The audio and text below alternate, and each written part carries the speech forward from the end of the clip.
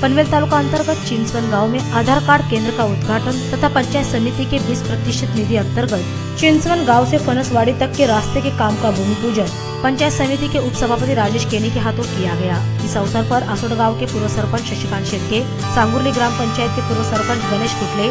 उप सरपंच सचिन कुटले, ग्राम पंचायत सदस्य अंजना भोईर, युवा नेता दशरथ गायकर, लाल ब्रिगेड संगठन चौने विभाग अध्यक्ष अमित भोईर आदि गणमान्य सहित ग्रामवासी बड़ी संख्या में उपस्थित थे।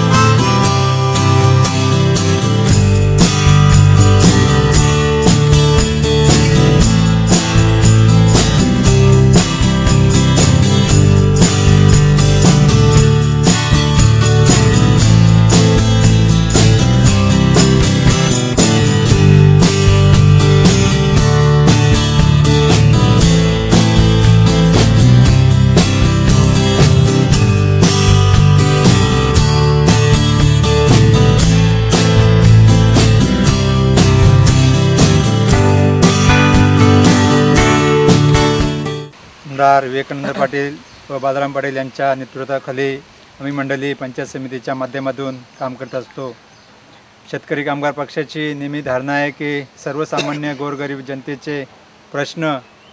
गोरगरिबांचे ज्या समस्या आहेत ते सोडवण्यासाठी शेतकरी कामगार पक्ष नेहमी प्रयत्न करत असतो। या ठिकाणी चिंचवन गावामध्ये असलेले आदिवासी बांधव यांना जो रस्त्याची समस्या होती ती समस्या या ठिकाणी येथून सचिन कुटले असतील किंवा त्यांचे पिताश्री गणेश कुटले ही वारंवार पक्षाकडे ही मागणी केली होती की आमच्या आदिवासी बांधवांना जाणारा रस्ता आहे तो रस्ता खराब झाला आहे आणि त्यांच्याच मागणीनुसार पंचायत समितीच्या माध्यमातून या ठिकाणी हा रस्ता होत आहे। खरोखर शेतकरी कामगार पक्ष हा कधी कुठल्या गोष्टीमध्ये राजकारण करत नाही, फक्त